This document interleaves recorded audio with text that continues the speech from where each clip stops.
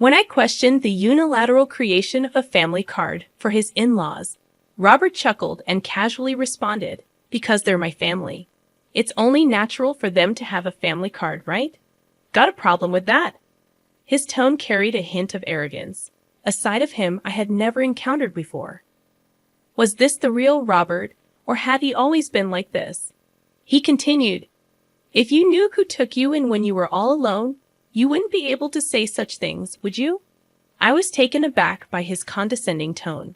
Had Robert always harbored these sentiments? "If you're grateful, you should do more for my family. Then I'll acknowledge you as part of the family. Until then, it's like you're on a provisional license." The concept of a provisional phase in marriage was alien to me. Robert pressed further, noticing my silence. "In other words, you're not yet a formal member of the family. If you don't like it, you can leave any time. For now, our family is just the five of us. Useless parasites out." Without hesitation, I promptly canceled all our joint credit cards and moved out. My name is Emily Wilder, 27 years old, a freelance illustrator. Formerly a designer at a major advertising agency, I ventured into independence 2 years ago upon marriage, or rather, before I knew it, I was married to Robert. My parents had passed away when I was young, and my maternal grandparents took me in. When I entered college, I returned to the city center apartment where I had lived with my parents. The routine remained unchanged since then. I met Robert at the Italian restaurant where he worked. The place had a pleasant atmosphere, reasonable prices, and delicious food. My colleagues and I frequented it, and Robert, the handsome waiter, became a topic of conversation. The manager once joked that a significant portion of the regulars came for Robert, and I couldn't deny being one of his fans. He was undeniably cool, standing out in the crowd. For reasons unknown, we grew closer rapidly, evolving from casual acquaintances to a couple. Before I realized it, we were married. The details of that time seemed hazy, almost as if I were in a drunken stupor, waking up to find the man I called my husband beside me. Despite the uncertainty, I loved Robert then and was genuinely happy about the marriage, prompting my departure from the company. After resigning from my position as a designer at the company, the transition to independent work was amicable. I shifted the tasks I had been handling at the company to a freelance basis. Meanwhile, Robert continued his job at the Italian restaurant, navigating varying working hours that occasionally stretched late into the night. As the irregular schedules made it challenging to maintain a usual work routine, and given my long-standing desire to go independent, I decided it was time to take the plunge. Robert, supportive as ever, encouraged the move. "It's a good idea, Emily. It'll be easy on you, and it's good to keep doing the work you love," he remarked. With that, our newlywed life began. Both of us shared a dislike for extravagant affairs, so we opted to forego a wedding ceremony, choosing instead to register our marriage and meet each other's families in a straightforward face-to-face greeting. As our schedules fluctuated, with Robert at work and me managing household chores and freelance projects, we maintained communication and eagerly awaited each other's return for shared meals. It was a joyful and fulfilling everyday life that made me appreciate the beauty of marriage. However, about a year into our union, Robert dropped a bombshell. "My family wants to come over. Is that okay?" he suddenly revealed. Without hesitation, I agreed, thinking it was an opportunity to strengthen the ties with his family. Having lost my parents at a young age, I had always admired the idea of belonging to a large family like Robert's. However, when his family of four arrived, everything took an unexpected turn. "Hey, which room is mine?" demanded Robert's 32-year-old sister upon entering our home. Despite her initially polite greeting during our first meeting, her current demeanor shocked me with its rudeness. Alongside her, Robert's 18-year-old sister remained silent, offering no words and simply standing there. Recalling their reserved behavior during our first meeting, hurried along by Robert's sister's impatience, I led the two sisters to the guest room. Meanwhile, Robert's parents were directed to the room that had once belonged to my parents, a Japanese-style room, the only one in the apartment. I believed it would be in their best interest. After settling into their assigned rooms, Robert's sister boldly declared, "Well, since we're going to be living here together, you better start serving our family properly." Confused by her statement, I turned to Robert for clarification, only to find him laughing in a manner I had never witnessed before. It turned out that Robert's family had given up their own residence and moved into my apartment without my knowledge. Sorry, apparently our family home suddenly had to be vacated, and they had nowhere to go, Robert explained casually. I wished he had informed me earlier, assuming their stay would only be for a day or two. This unexpected development proved to be inconvenient. Attempting to voice my concerns to Robert without upsetting him, I mentioned the inconvenience of the situation. He looked down and apologized, pleading, "Please, just until they find somewhere else to go." Unable to turn away people in need, especially the family of someone important to me, I reluctantly agreed to live together on the condition that they find a new place as soon as possible. Little did I know, I would come to regret this decision. Robert's family showed no restraint from the day they moved in. They did nothing and left everything to me, saying whatever they wanted. There was no effort to search for a house or secure employment. When I inquired about their jobs, I received another surprise. "Oh, I quit that lousy supermarket job," Robert's sister declared. Despite her age, it turned out she had only been working part-time and hadn't held a steady job since high school. Even Robert's parents were in part-time positions, having quit before moving in. Robert's sister, who had claimed to be a student, was actually unemployed. When questioned about her lack of employment, she shockingly replied, "Why should I work when I've become part of a wealthy family?" A wealthy family? Who was she talking about? When I sought an explanation, she pointed to me. "You, of course. You got a big settlement and insurance money from your parents' accident. And you don't even have a mortgage on this apartment. You can live without working," she said, laughing. Frustrated, I protested to Robert upon his return. But he responded with an unfamiliar sharpness. "Everyone's tired from suddenly having to leave their home. Let them rest for a while." "Or do you want to kick out my family?" Robert snapped. Stunned, I froze. Then, abruptly, he softened his tone. "Sorry for yelling. I'm having a tough time too. I've been busy and tired today. Can you understand? Just a little more patience, please." Reflecting on it, Robert had a knack for navigating situations with women, using a blend of kindness and firmness to get his way. Yet, at that moment, I couldn't shake the unsettling feeling that something had fundamentally changed. Unaware of the brewing trouble, I reluctantly agreed to endure the situation a little longer. The tyranny of Robert's family escalated, treating me like a servant at home and demanding money whenever they went out. Their plea for financial support came with the justification that they couldn't go job hunting without any funds. Reluctantly, I handed them money, which they claimed to have spent without any luck in finding employment. Accusing them of not seeking work would lead to accusations of lying without concrete proof, and Robert's family would berate me for hours. Even talking to Robert yielded no solution. "Just bear with it a little longer. I'll talk to them," he would say, attempting to smooth things over. However, as time passed, it became evident that my words fell on deaf ears. The frequency of their money requests eventually decreased, likely due to Robert addressing the issue. However, the money I had given them was never returned. After enduring this situation for about 3 months, I made a startling discovery when I noticed an alarmingly high credit card bill. Concerned about potential unauthorized use, I checked the statement, only to find that all the charges were made with family credit cards. The expenses ranged from everyday items like food and drinks to luxury items like books, games, and expensive brand bags and clothing.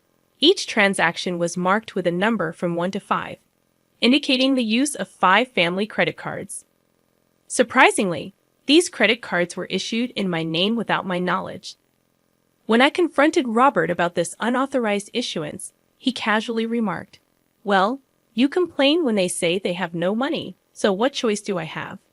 Besides, you know who took you in when you were all alone, right?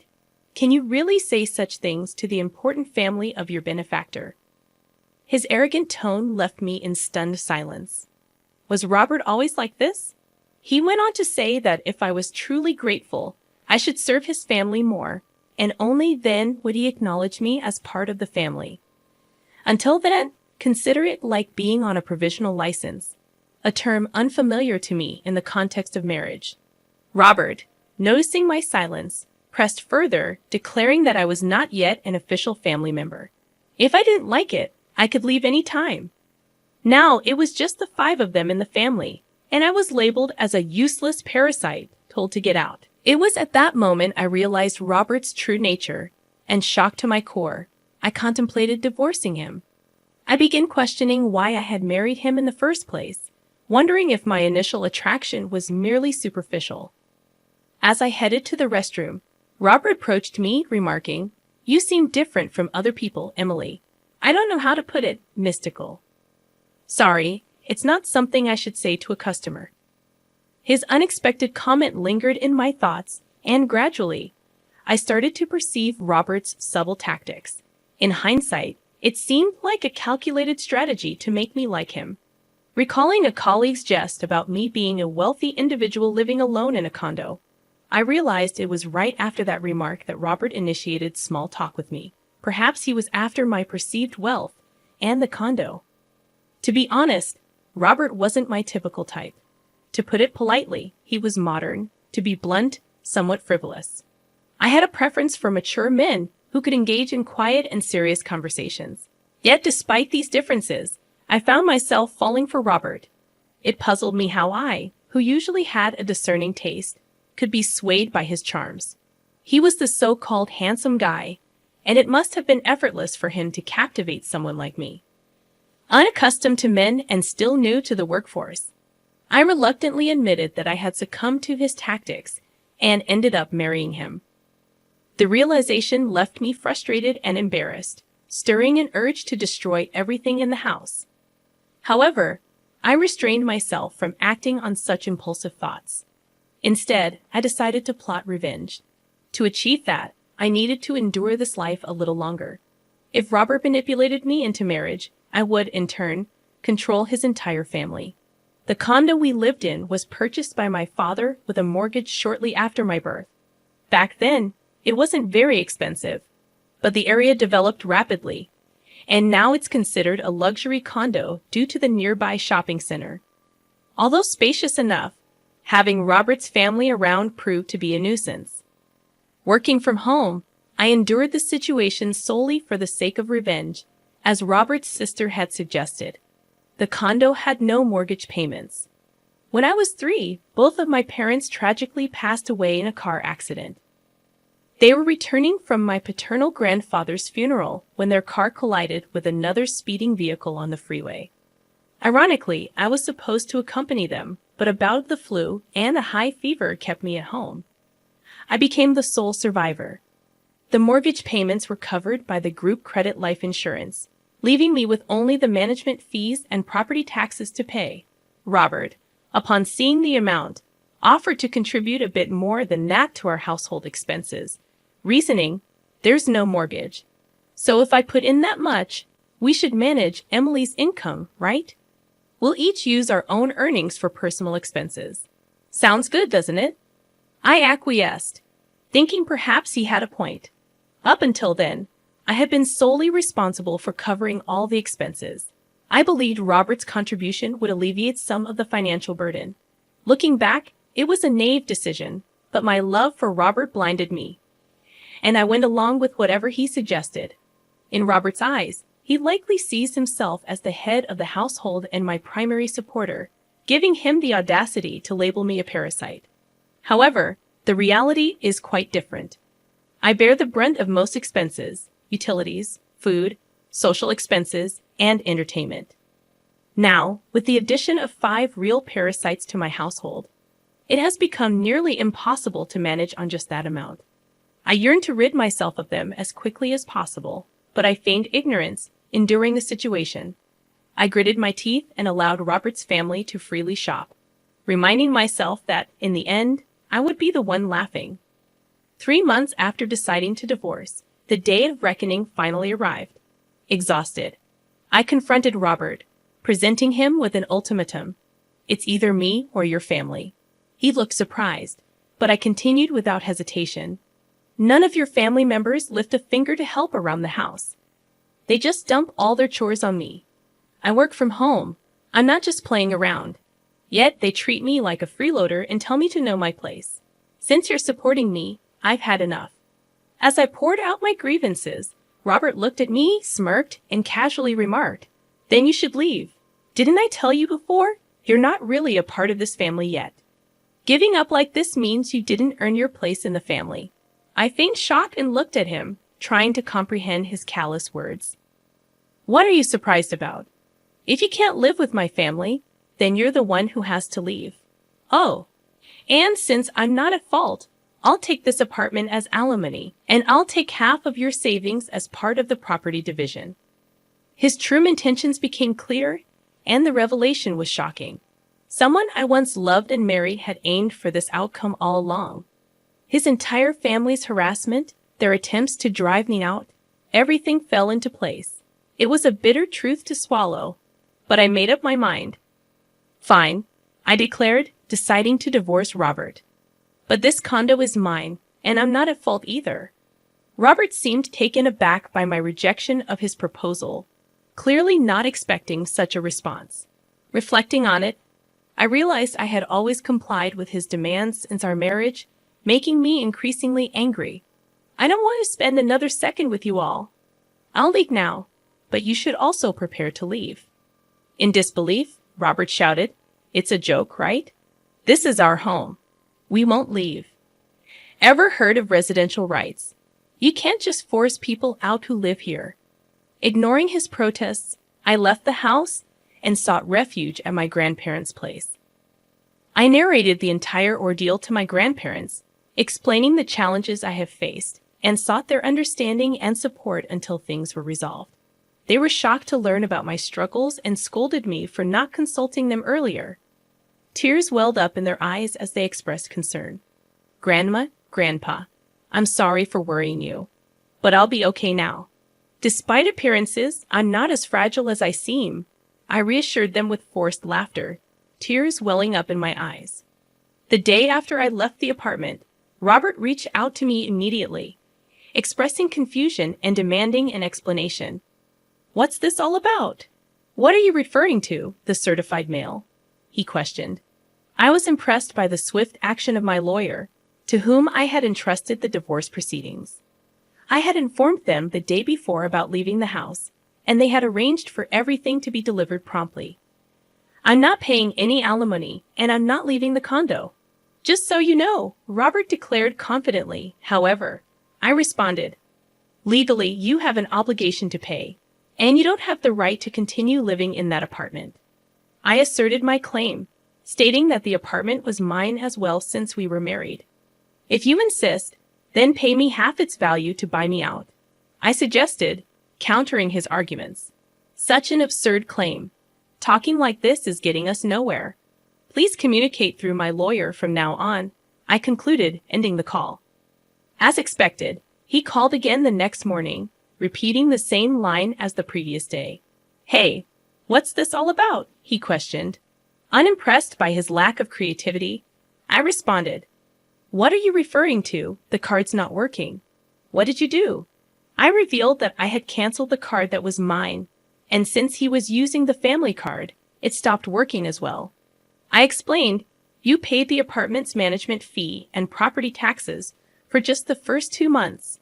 It's not much, but I can deduct that from the alimony if you like." In response, I heard indistinct shouting from the other end of the phone, realizing that Robert had a poor memory regarding the payments. Regardless, I didn't care anymore, as I was severing ties with him. I requested him to pay his half of the living expenses I had covered and suggested dividing the savings properly as marital property. "I've kept a detailed household ledger, which I'll submit as evidence," I informed him. He reluctantly agreed to split the expenses accordingly, ending the call with a parting reminder not to forget. Another call came through with the same line, and I couldn't help but notice that not only did they lack memory, but their vocabulary seemed limited as well. The questioning continued, focusing on the perceived zero value in the split of shared property.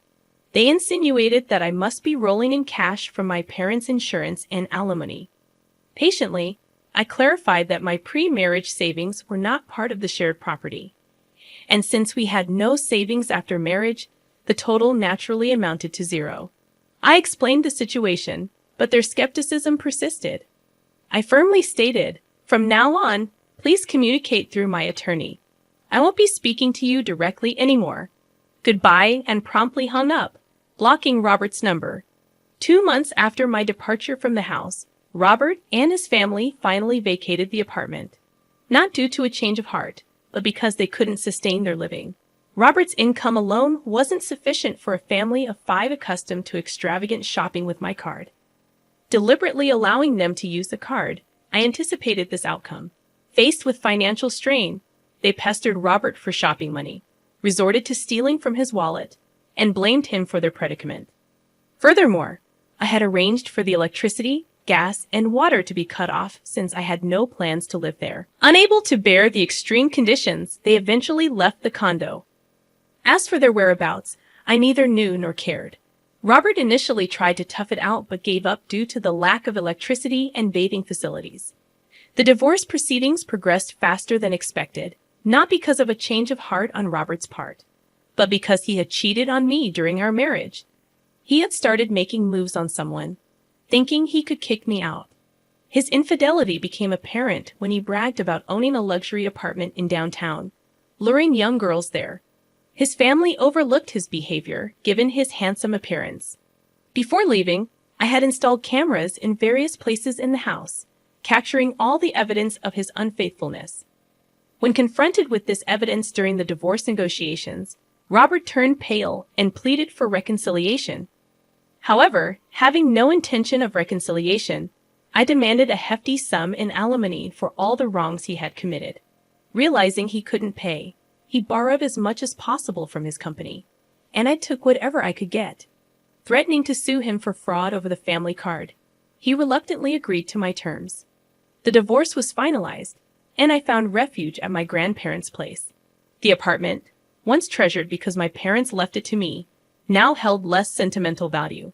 Since my parents passed away when I was very young, and considering all that had transpired, I contemplated selling it. My work as an illustrator was thriving, and I might decide to live alone again. Staying with my grandparents for a little longer, I intended to move forward with strength. Next time, I vowed not to be fooled by a man's good looks and hoped to find a partner with whom I could share my life. Emily, my beautiful and intelligent sister, is our only daughter. However, I was left behind, a 14-year-old, unwanted, and in tears, as my parents and sister departed, explicitly stating that I was a failed, ugly thing. Always compared to Emily and deprived of love, my only choice was to desperately cling to my parents for survival. Little did I imagine that they would abandon me, leaving me to face an uncertain future. In my despair, I remembered my grandfather, who had showered affection on both Emily and me during our younger years.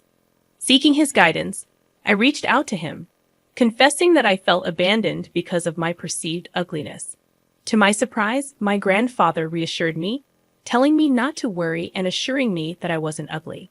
Fast forward 6 years, and as my grandfather predicted, I transformed my life.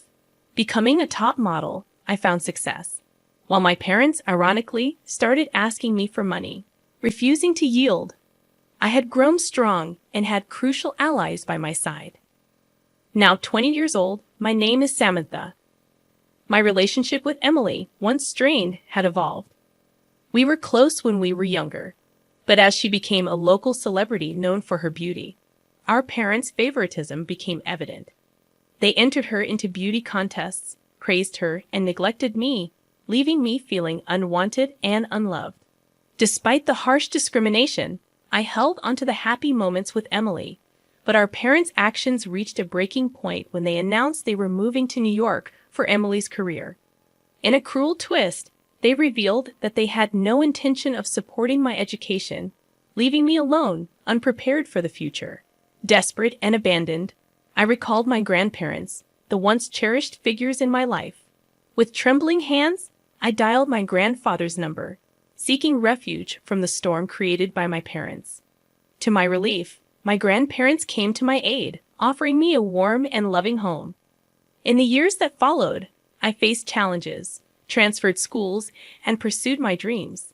Emily, too, faced struggles as she pursued her passion for teaching piano. Our parents resurfaced, seeking financial support after squandering Emily's earnings. However, with the support of our grandparents, Emily and I stood united, rejecting their pleas and leaving them to fend for themselves. Now, as successful individuals in our respective careers, Emily and I celebrate our achievements together. Our parents are nothing more than strangers, and we find solace in the love and warmth of our grandparents. We live our lives, shining as successful individuals, determined to create a brighter future for ourselves.